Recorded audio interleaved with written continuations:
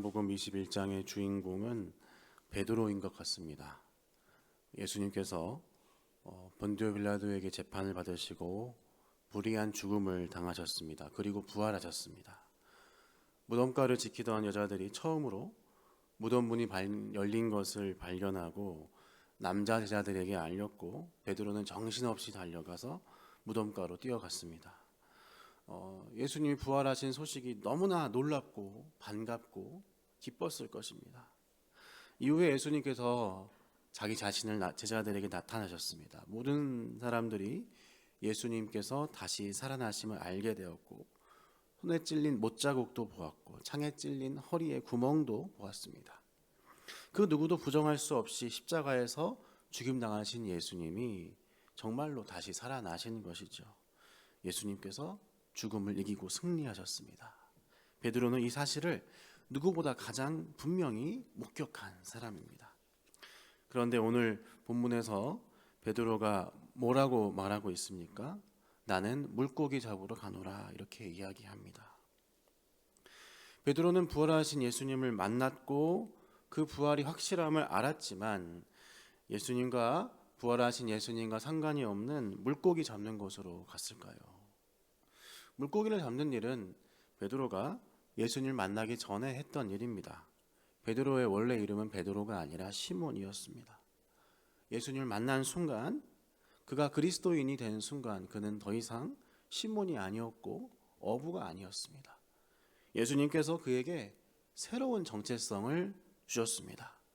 네 이름이 시몬이냐? 지금부터는 게바, 베드로다. 네가 어부냐? 지금부터는 사람을 낚는 어부다. 예수님은 베드로에게 새로운 삶과 새로운 정체성을 허락해 주신 것이죠. 그 소식을 들었을 때 베드로가 얼마나 기뻤을까요? 내 삶의 의미가 무엇인지, 내가 왜 지금까지 어부의 삶을 살아왔는지, 그 목적이 무엇이었는지, 그리고 진정한 기쁨이 무엇인지를 베드로는 예수님을 만난 순간부터 확인했을 것입니다. 그렇다면 부활하신 예수님을 목격했다면 그에게 처음 주어진 역할을 계속해서 열심히 수행해야지 예수님과 상관없던 과거의 자기 정체성으로 돌아가려 했을까요? 왜 그랬습니까? 우리 모두 알고 있듯이 베드로가 실패했기 때문입니다. 베드로는 예수님의 부활이 너무나 기쁘고 너무나 흥분되었고 너무나 놀라워서 빈 무덤으로 달려갈 수밖에 없었고, 그 옆구리에 난 창 구멍을 보고서 감격할 수밖에 없었지만, 동시에 그는 예수님과는 더 이상 상관없는 사람이 되어버린 것입니다. 그가 예수님을 부인했기 때문입니다. 베드로는 진심으로 예수님에 대한 신앙을 고백했던 사람입니다. 생명의 말씀이 당신께 있는데 내가 어디로 가겠습니까? 고백했습니다. 제자들 모두 예수님을 떠난다 하더라도 나는 남겠습니다, 이렇게 고백했습니다. 그건 진심이었습니다. 그 당시엔 진심이었습니다. 그렇지만 그가 했던 모든 신앙의 고백들이 거짓말이었음이 들통이 났습니다. 그는 예수님의 부활이 너무나 기뻤지만, 그 소식을 누구보다 기다렸지만, 다른 한편으로는 너무나 부끄럽고 죄스러웠습니다. 예수님의 부활은 온 인류를 위한 소망이었지만 베드로만을 위한 것은 아니었습니다. 베드로와는 관계가 없었습니다. 예수님의 부활 신앙을 가장 열렬히 첫 번째로 따랐던 제자였지만 그 소망을 버린 자였습니다. 베드로는 예수님의 부활 승리와 상관이 없는 자가 되어버린 것입니다. 그래서 그에게 남은 선택지는 예수님을 만나기 전에 이전의 정체성, 시몬의 정체성인 물고기 잡으러 가노라가 되었습니다. 참 못난 모습이죠. 신앙의 여정을 걷다 보면 우리도 베드로와 똑 닮은 못난 모습이 있음을 보게 됩니다. 하나님 우리를 만나 주셨습니다. 여기 우리 아침 기도에 오신 여러분들 그렇지 않습니까? 하나님 우리를 만나 주셨어요. 인생의 어느 시점에 하나님 우리를 만나 주셨어요. 그래서 우리에게 이전과는 다른 새로운 정체성을 주셨어요. 내 이름이 김수영이냐? 과거의 김수영이냐? 이제는 너를 새로운 김수영으로 부르겠다. 이제 너가 살아온 삶이 이것이냐? 내가 너에게 새로운 역할을 주겠다. 우리는 그것이 너무나 기쁘지 않았습니까? 하나님께서 나를 불러주신 그 목적이 너무나 기쁘지 않았습니까? 그래서 정말로 진심으로 하나님께 우리의 마음을 드렸습니다. 그분께 약속드렸습니다. 주님만이 나의 주님 되십니다. 주님이 나의 소망 되십니다. 그 믿음의 고백을 드렸습니다. 우리만 아는 기쁨이죠. 믿는 사람만 아는 기쁨이죠. 당신이 주인입니다 얘기하는데 거기에 기쁨이 있다니요. 그렇죠? 우리 모두 시몬에서 베드로로 옮겨졌습니다. 그 기쁨을 알고 있습니다. 그렇지만 그 기쁨의 순간들이, 그 진정한 고백의 순간들이 무색하게 우리의 영혼이 너무나 메마르고 너무나 강팍해지고 완고해지고, 어쩔 때는 내가 그렇게 하나님을 고백한 적이 있었나 싶을 정도의 내가 그런 사람이긴 했었나 하는 그런 모습으로 돌아가 버릴 때가 있습니다.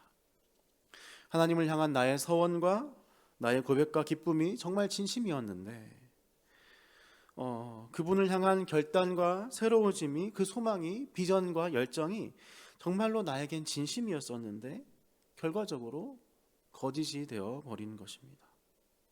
우리의 삶에 실패들이 들어오는 것이죠.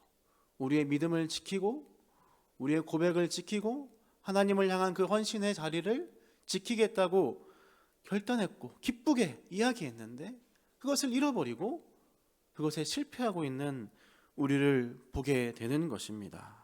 그러다 보니 우리는 점점 더 딱딱해지고 굳어집니다. 더 이상 그분 앞에 나설 면목도 없어지는 것입니다. 새롭게 된 정체성이 무색하게 나는 오히려 예수님을 만나기 이전에 그 이전의 정체성보다 더 못난 사람이 되어버린 것 같습니다. 시간만 낭비한 것 같습니다. 어떨 때에는 은혜를 받는 기도의 시간들이 껄끄럽습니다. 혹시라도 내가 마음이 넉넉해져서 또 무책임하게 결단하게 될까봐, 거짓말하게 될까봐 껄끄러워지는 것이죠. 그래서 나름대로의 방법을 찾고 애를 쓰는 것입니다.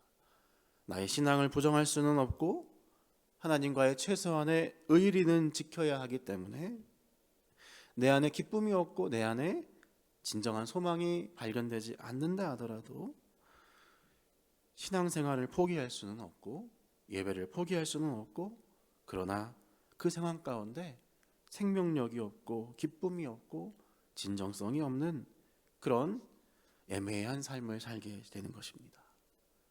마치 시몬 베드로가 물고기 잡으러 간다라고 얘기했던 것과 비슷한 자리입니다.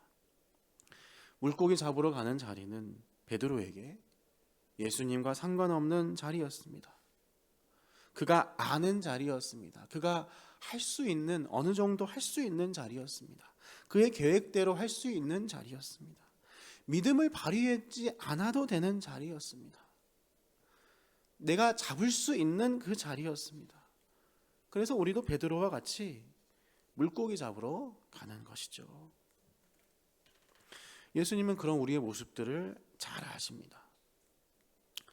오늘 본문에서 우리가 가장 주목하여 보아야 하는 단어는 다른 것이 아니라 예수님께서 제자들에게 자기를 나타내셨다는 사실입니다. 베드로와 제자들이 부활하신 예수님을 찾아다니지 않았습니다. 소망이신 예수님을 찾아다닌 적이 없습니다.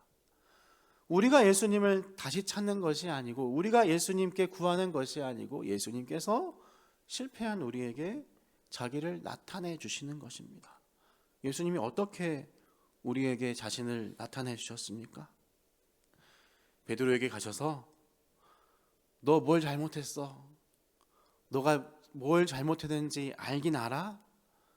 너가 그러면 다른 애들은 어떻겠어? 이렇게 말씀하시지 않으셨습니다. 예수님은 오히려 사랑과 용납으로 제자들에게 다가오셨습니다. 그분은 아무 말씀도 하지 않으시고 아침에 뭘 하고 계십니까? 손수 조반 아침밥을 준비해 주시는 겁니다.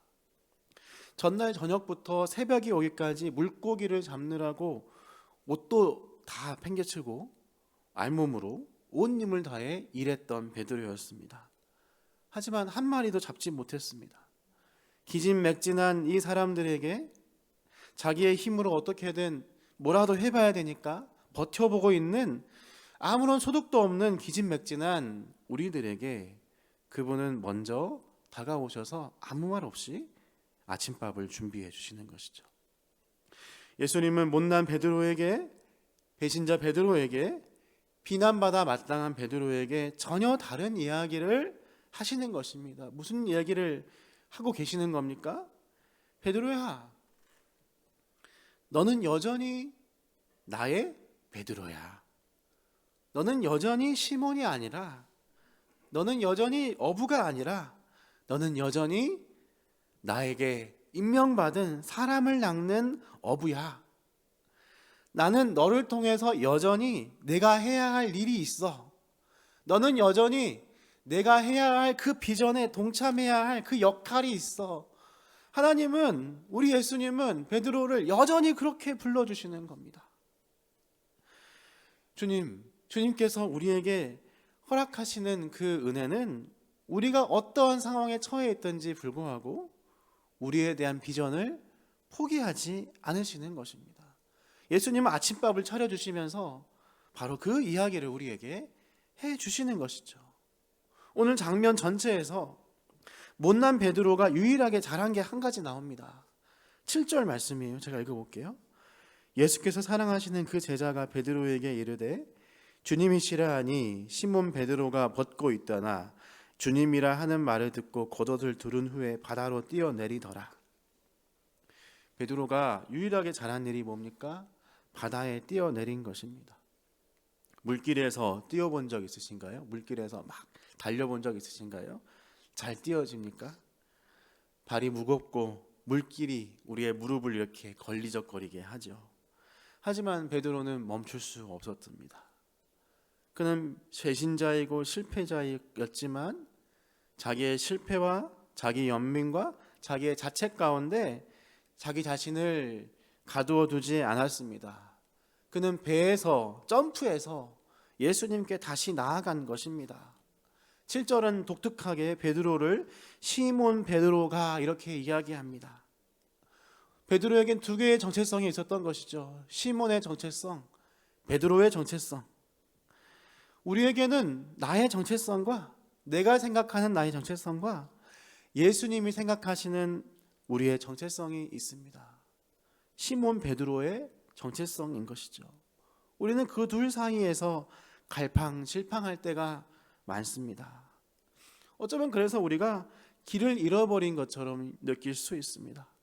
어두움 가운데, 갑갑한 가운데 하나님이 분명히 말씀해 주시지 않는 것 같고 내가 뭘 해야 하는 사람인지 모르는 것 같아 보입니다. 하지만 어쩌면 내가 길을 잃어버린 것이 아니라 이미 나의 정체성을 말씀해 주셨는데 내가 베드로의 정체성을 외면하고 있지는 않은지는 우리가 점검해 보아야 할 것입니다. 우리의 고집이 아무리 세다 하더라도 하나님은 우리를 향한 한 번 정하신 그 고집을 꺾지 않으십니다.